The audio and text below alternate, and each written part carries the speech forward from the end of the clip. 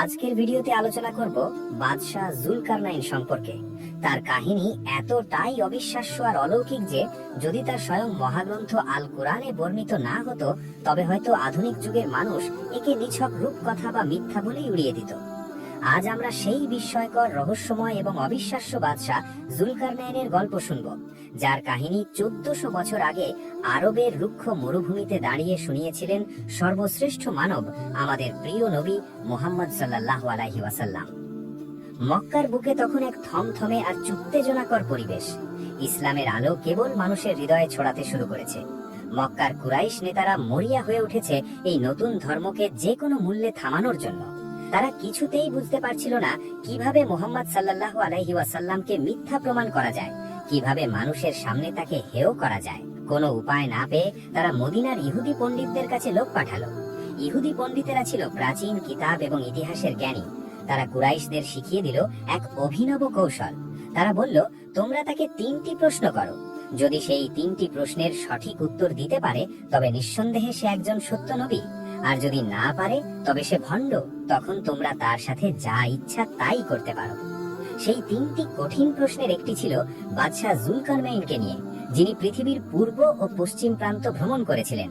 কুরাইশরা ভাবল, আরবের এক নিরক্ষর মানুষ, যিনি কখনো মক্কা ও সিরিয়ার বাইরে খুব একটা যাননি, প্রাচীন ইতিহাস নিয়ে যার কোনো প্রাতিষ্ঠানিক পড়াশোনা নেই, তিনি কি করে জানবেন সেই 1000 বছর আগের দিগ্বিজয়ী বাদশার কথা? তারা হাসি মুখে বুক ফুলিয়ে ফিরে এলো মক্কায়। সবার সামনে প্রশ্ন ছুড়ে দিল রাসূলুল্লাহ সাল্লাল্লাহু আলাইহি ওয়াসাল্লামের দিকে। নবীজি অত্যন্ত আত্মবিশ্বাসের সাথে বললেন, আমি আগামীকাল তোমাদের এর উত্তর দেব। কিন্তু তিনি ভবিষ্যতের কোনো কাজের ক্ষেত্রে ইনশাআল্লাহ কথাটি বলতে ভুলে গিয়েছিলেন। আর ঠিক এই কারণেই আসমান থেকে ওহী আসা সাময়িকভাবে বন্ধ হয়ে গেল। 1 দিন, 2 দিন, 3 দিন করে দীর্ঘ 15 দিন কেটে গেল। মক্কার কাফিররা আনন্দে মেতে উঠল। তারা চারদিকে রটিয়ে দিতে শুরু করলো যে মুহাম্মাদের খোদা তাকে ছেড়ে চলে গেছে, সে আর কোনো উত্তর দিতে পারবে না। নবীজির হৃদয় তখন বিষাদে আর দুশ্চিন্তায় পূর্ণ। অবশেষে সমস্ত অপেক্ষার অবসান ঘটিয়ে, সমস্ত উপহাসের জবাব নিয়ে জিবরাইল আলাইহিস সালাম আকাশ থেকে নেমে এলেন। তিনি নিয়ে এলেন সূরা আল কাহাফ, আর সেই সূরার আয়াতে আয়াতে উন্মোচিত হলো সেই অজানা রহস্যময় বাদশার অবিস্মরণীয় উপাখ্যান। আল্লাহ তাআলা সেই মহান বাদশাকে ডাকলেন জুলকারনাইন নামে। জুলকারনাইন এই অদ্ভুত নামের অর্থ কি? আরবি ভাষায় জুল মানে হলো অধিকারী, আর কারনাইন মানে হলো 2টি শিং বা 2টি যুগ। কেউ কেউ বলেন তিনি পৃথিবীর পূর্ব ও পশ্চিম এই 2 প্রান্তে পৌঁছেছিলেন বলে তাকে জুলকারনাইন বলা হয়। আবার কারো মতে তিনি তার সময়ে 2টি ভিন্ন যুগ বা প্রজন্মের ওপর রাজত্ব করেছিলেন। এমনও মত রয়েছে যে তিনি আলো এবং অন্ধকারের পথে ভ্রমণ করেছিলেন, অথবা তার মুকুটে 2টি শিংয়ের মতো বিশেষ কোনো অংশ ছিল। তবে নাম বা উপাধির পেছনের কারণ যাই হোক না কেন, তার আসল পরিচয় লুকিয়ে আছে তার সুবিশাল কর্মে, তার অটল বিশ্বাসে এবং তার অতুলনীয় ন্যায় বিচারে। আল্লাহ তাআলা কুরআনে স্পষ্ট করে জানিয়ে দিলেন, আমি তাকে পৃথিবীতে প্রতিষ্ঠিত করেছিলাম এবং তাকে প্রত্যেক বিষয়ের পথ ও উপকরণ দান করেছিলাম।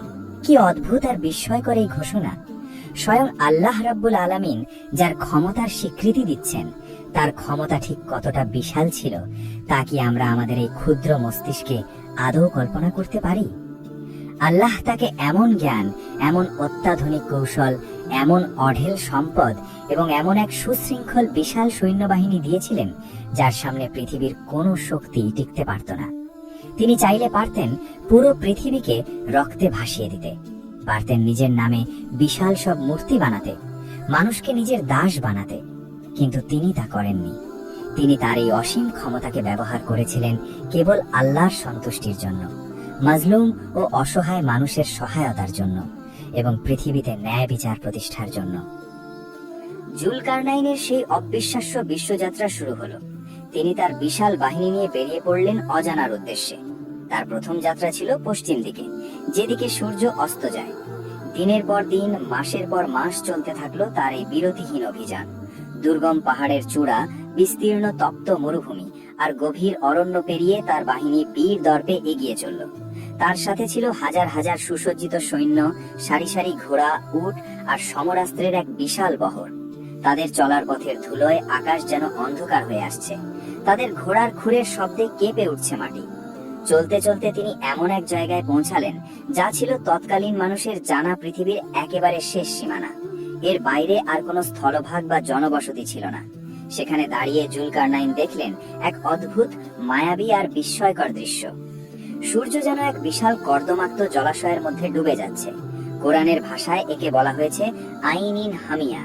এটি হতে পারে কোনো মহাসাগরের তীর বা কোনো বিশাল জলাভূমি, যেখানে সূর্যাস্তের সময় পানির রং কাদার মতো কালো ও লালচে দেখায়। বিশাল সেই জলরাশির তীরে দাঁড়িয়ে জুলকারনাইন যখন সূর্যাস্ত দেখছিলেন, তখন তার সামনে এক নতুন পরীক্ষা উপস্থিত হলো। সেই অঞ্চলে এক অবাধ্য এবং পাপাচারী জাতির বসবাস ছিল। আল্লাহ সুবহানাহু ওয়া তাআলা জুলকারনাইনকে বললেন, হে জুলকারনাইন, তুমি চাইলে তাদের কঠোর শাস্তি দিতে পারো অথবা তাদের সাথে সদয় আচরণ করতে পারো। তিনি একজন প্রবল পরাক্রমশালী শাসক, যার হাতে অসীম ক্ষমতা, যার তরবারির নিচে দাঁড়িয়ে আছে এক পরাজিত ও দুর্বল জাতি। আল্লাহ তাকে পুরোপুরি স্বাধীনতা দিয়েছেন তাদের ভাগ্য নির্ধারণের। পৃথিবীর অন্য কোনো অহংকারী রাজা হলে হয়তো সাথে সাথে তাদের নির্বিচারে হত্যা করত, তাদের সম্পদ লুণ্ঠন করত বা তাদের আজীবনের জন্য দাসে পরিণত করত। কিন্তু জুলকারনাইন কি করলেন? তিনি তার ক্ষমতার দম্ভ দেখালেন না। তিনি অত্যন্ত প্রজ্ঞার সাথে ঘোষণা করলেন এক যুগান্তকারী এবং মানবিক সংবিধান। তিনি বললেন, যে ব্যক্তি জুলুম করবে, পাপাচার করবে, আমি তাকে শাস্তি দেব। এরপর তাকে তার রবের কাছে ফিরিয়ে নেওয়া হবে এবং তিনি তাকে আখিরাতে আরো কঠিন শাস্তি দেবেন। কিন্তু যে ব্যক্তি ঈমান আনবে এবং সৎকর্ম করবে, তার জন্য রয়েছে উত্তম পুরস্কার, আর আমি তাকে আমার পক্ষ থেকে সহজ কাজের নির্দেশ দেব। কি অসাধারণ এক ন্যায় বিচারের দৃষ্টান্ত! তিনি অপরাধীদের বিনা শাস্তিতে ছেড়ে দিলেন না, আবার নিরপরাধীদের ওপর একটুও জুলুম করলেন না। তিনি মানুষকে অত্যন্ত স্পষ্টভাবে বুঝিয়ে দিলেন যে এই পৃথিবীতে তার ক্ষমতা কেবল আল্লাহর দেওয়া এক পবিত্র আমানত মাত্র, আর আখিরাতের বিচারই হলো চূড়ান্ত বিচার। তিনি সেই পশ্চিম অঞ্চলে ন্যায় বিচার প্রতিষ্ঠা করলেন, মানুষকে এক আল্লাহর পথে ডাকলেন এবং তারপর আবার নতুন এক গন্তব্যের উদ্দেশ্যে বেরিয়ে পড়লেন। পশ্চিমের কাজ সফলভাবে শেষ করে জুলকারনাইন এবার মুখ ফেরালেন ঠিক উল্টো দিকে, পৃথিবীর পূর্ব প্রান্তে, যেখান থেকে প্রতিদিন সূর্য উদিত হয়। আবার শুরু হলো সেই দীর্ঘ, ক্লান্তিকর এবং রোমাঞ্চকর যাত্রা। মাইলের পর মাইল বিরান ভূমি, দিনের প্রচন্ড রোদ আর রাতের হাড় কাঁপানো শীত উপেক্ষা করে প্রবল সাহসের সাথে এগিয়ে চলল তার বাহিনী। অবশেষে তারা পৌঁছালেন পৃথিবীর পূর্ব প্রান্তের এমন এক দুর্গম জায়গায়, যেখানে সূর্যের আলো এক অদ্ভুত এবং অসহায় নাতির ওপর এসে পড়ছে। কোরআনের বর্ণনায় এই জায়গাটির চিত্রায়ন এতই জীবন্ত যে চোখ বন্ধ করলেই তা দেখতে পাওয়া যায়। আল্লাহ বলছেন, অবশেষে যখন তিনি সূর্যোদয়ের স্থানে পৌঁছালেন, তখন দেখলেন তা এমন এক সম্প্রদায়ের উপর উদিত হচ্ছে যাদের জন্য আমি সূর্যের তাপ থেকে রক্ষা পাওয়ার কোনো আড়াল রাখিনি। একটু কল্পনা করুন সেই মানুষগুলোর করুণ অবস্থা। তাদের কোনো ঘরবাড়ি ছিল না, রোদ থেকে বাঁচার মতো কোনো তাঁবু ছিল না, এমনকি পরনে পর্যাপ্ত কাপড়ও হয়তো ছিল না। তাদের ভূমি ছিল এতটাই সমতল ও রুক্ষ যে সেখানে কোনো বড় গাছপালা বা পাহাড়ের ছায়াও ছিল না। সূর্যের প্রখর রোদ সরাসরি তাদের শরীরের উপর এসে পড়ত। তারা গুহায় বা মাটির নিচে গর্ত করে কোনো মতে নিজেদের লুকিয়ে রাখত। তারা ছিল একেবারে আদিম, অনগ্রসর এবং অসহায় এক মানব গোষ্ঠী। জুলকারনাইন তাদের ওপর কোনো রকম আধিপত্য বিস্তার করলেন না। তিনি তাদের জীবনযাত্রায় জোর করে কোনো পরিবর্তন আনলেন না বা তাদের ওপর কোনো প্রকার কর চাপিয়ে দিলেন না। তিনি তাদের প্রতি অত্যন্ত দয়াশীল হলেন। আল্লাহ তাআলা কোরআনে বলছেন, ঘটনা এমনই ছিল, আর তার কাছে যা কিছু ছিল আমার জ্ঞান তা সম্পূর্ণ পরিবেষ্টন করে আছে। এই আয়াতে লুকিয়ে আছে এক গভীর তাৎপর্য। জুলকারনাইন এই অসহায় মানুষদের সাথে ঠিক কি আচরণ করেছিলেন তা আল্লাহ বিস্তারিত বলেননি, শুধু ইঙ্গিত দিয়েছেন যে তিনি যা করেছিলেন তা ছিল সম্পূর্ণ সঠিক, ন্যায়সঙ্গত এবং আল্লাহর সন্তুষ্টি অনুযায়ী। তিনি তাদের নিজ অবস্থায় শান্তিতে বসবাস করতে দিলেন এবং সেখান থেকে তার তৃতীয় এবং সবচেয়ে রহস্যময় যাত্রার জন্য প্রস্তুত হলেন। এবারের যাত্রাটি ছিল একেবারে ভিন্ন। তিনি পূর্ব বা পশ্চিম নয়, বরং এক অজানা, দুর্গম এবং রহস্যময় পথে অগ্রসর হলেন। চলতে চলতে তিনি এসে পৌঁছালেন দুটি বিশাল পাহাড় বা পর্বত প্রাচীরের মাঝখানে। জায়গাটি এতটাই দুর্গম আর ভীতিকর ছিল যে সাধারণ মানুষের পক্ষে সেখানে পৌঁছানো প্রায় অসম্ভব। এই দুটি বিশাল পাহাড়ের পাদদেশে তিনি এক অদ্ভুত সম্প্রদায়ের সন্ধান পেলেন। কুরআনের ভাষায় তারা এমন লোক ছিল যারা কোনো কথা বুঝতেই পারছিল না, অর্থাৎ তাদের ভাষা ছিল সম্পূর্ণ ভিন্ন। জুলকারনাইন বা তার বাহিনীর কেউ তাদের ভাষা বুঝতে পারছিল না, আর তারাও জুলকারনাইনের ভাষা বুঝছিল না। কিন্তু বিপদের ভাষা, কান্নার ভাষা আর আতঙ্কের ভাষা তো পৃথিবীর সব মানুষের কাছেই এক। ইশারায় বা কোনো দোভাষীর মাধ্যমে যখন তাদের সাথে যোগাযোগ স্থাপন করা হলো, তখন বেরিয়ে এলো এক ভয়ঙ্কর এবং শিউরে ওঠার মতো সত্য। সেই দুর্বল আর আতঙ্কিত মানুষগুলো জুলকারনাইনকে জানালো এক মহা বিপদের কথা। তারা বলল, হে জুলকারনাইন, ইয়াজুজ এবং মাজুজ এই দেশে ব্যাপক ফাসাদ বা অশান্তি সৃষ্টি করছে। কারা এই ইয়াজুজ আর মাজুজ? ইসলামিক স্কলারদের মতে এরা হলো আদম আলাইহিস সালামের বংশধর, কিন্তু এরা সাধারণ মানুষের মতো স্বাভাবিক নয়। এরা অত্যন্ত হিংস্র, বর্বর, রক্তপিপাসু এবং ধ্বংসাত্মক প্রকৃতির। এদের সংখ্যা অগণিত, যা সাধারণ মানুষের ধারণারও বাইরে। এরা পাহাড়ের ওপার থেকে বন্যার পানির মতো ছুটে আসত, নিরীহ মানুষদের নির্মমভাবে হত্যা করত, তাদের সব ফসল নষ্ট করত, জনবসতি জ্বালিয়ে দিত এবং যা পেত তাই ধ্বংস করে দিত। এদের হাত থেকে বাঁচার কোনো উপায় সেই দুর্বল মানুষগুলোর ছিল না। তারা ছিল পুরোপুরি অসহায়। মৃত্যু যেন প্রতিদিন তাদের তাড়া করে ফিরত।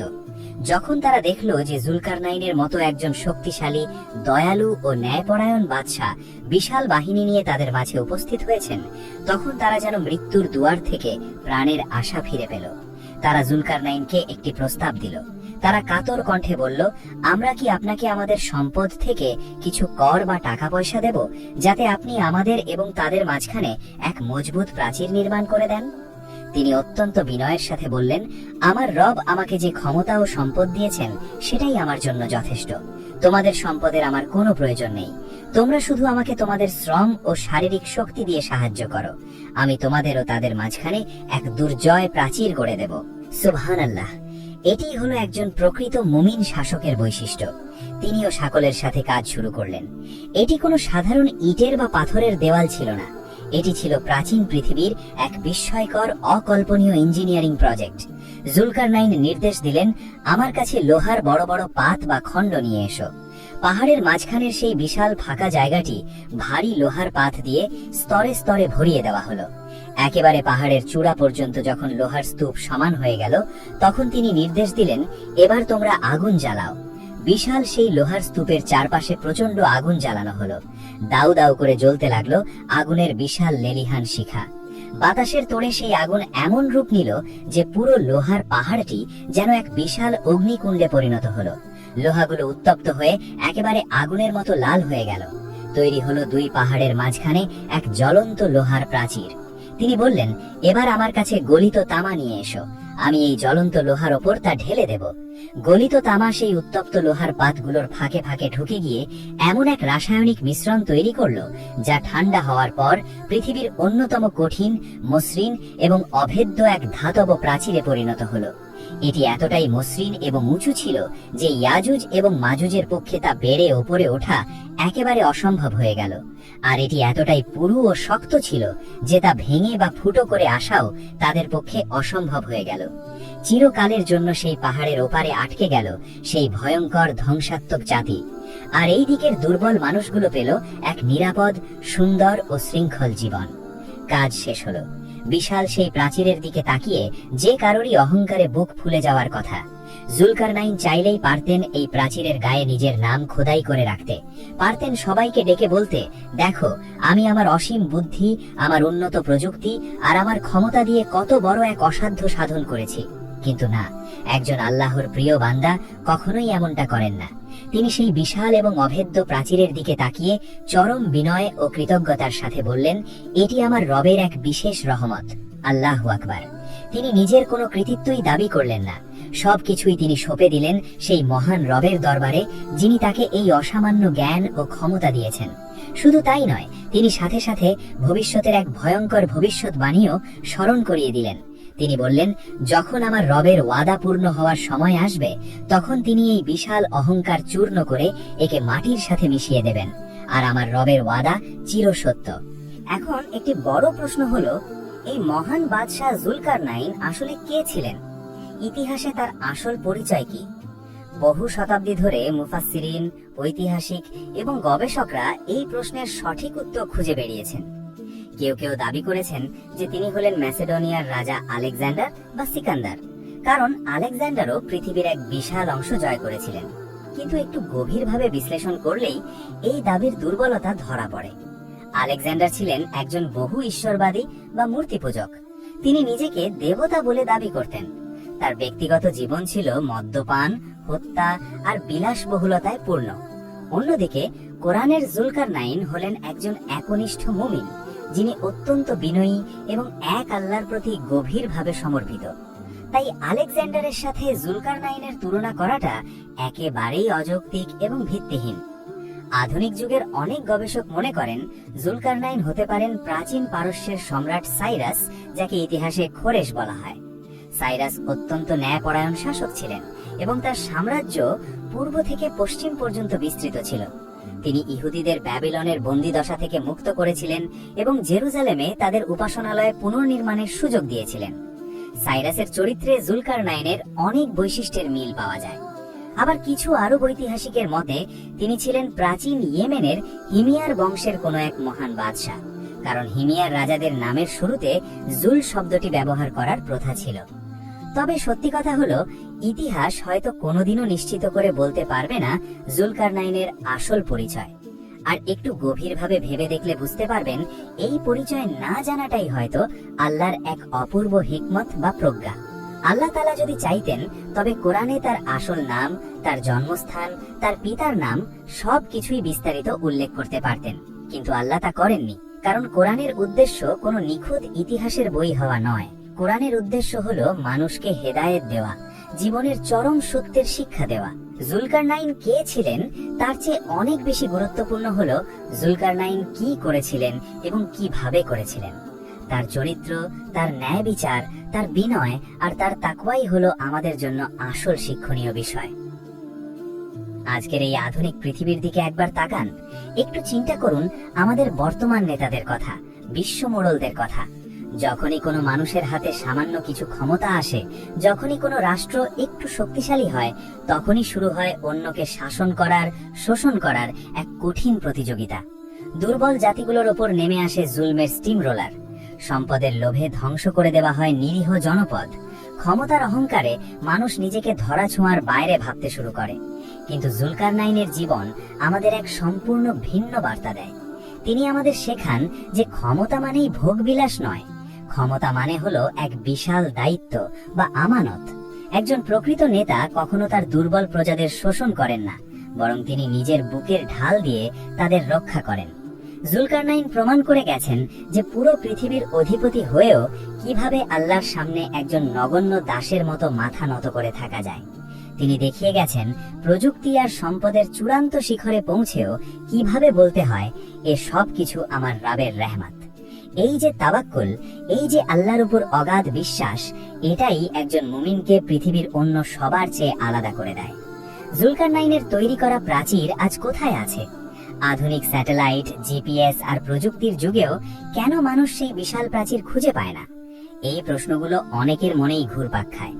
এর উত্তর হলো আল্লাহ সুবহানাহু ওয়া তাআলা তার অসীম কুদরতে সেই প্রাচীর এবং ইয়াজুজ মাজুজের বিশাল জনপদকে আমাদের চোখের আড়ালে রেখেছেন।